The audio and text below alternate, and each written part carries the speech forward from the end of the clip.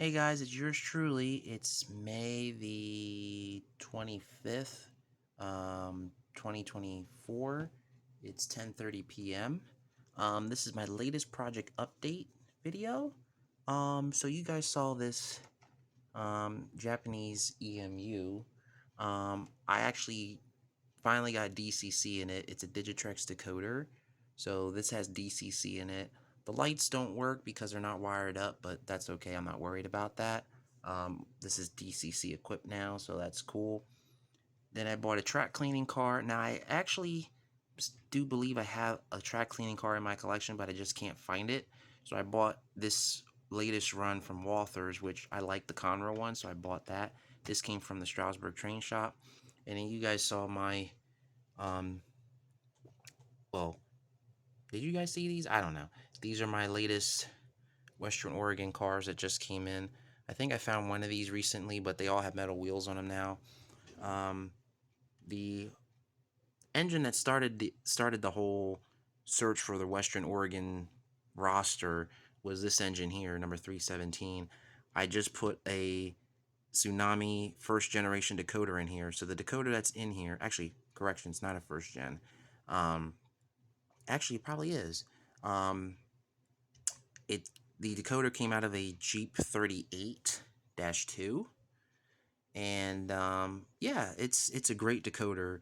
What I actually had to do, technically, the decoder is upside down, and that's because the two capacitors that are on the top would have been interfering with the flywheel. So basically, as I was wiring everything up, I had to flip the decoder over, then flip it back, then flip it over, just to make sure everything was wired correctly.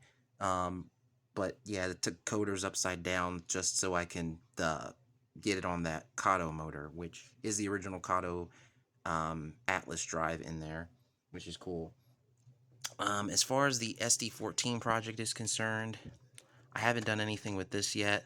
As you can see, it's still just the bare chassis.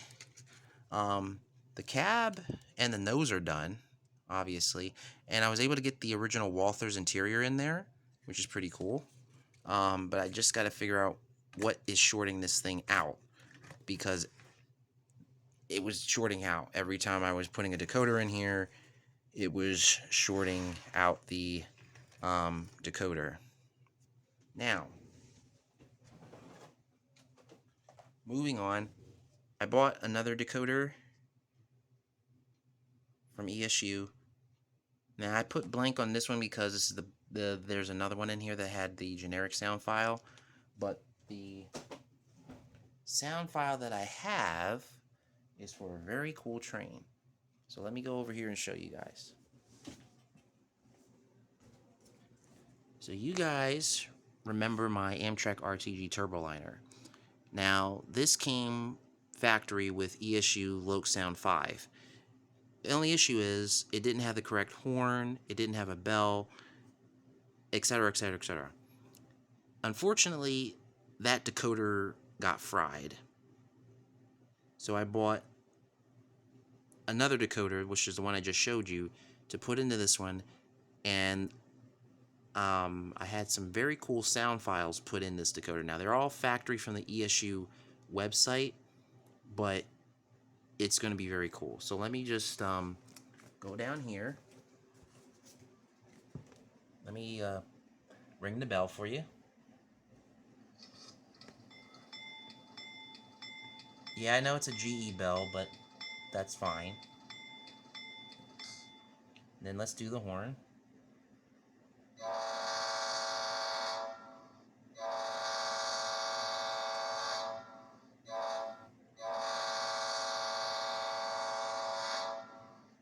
Okay?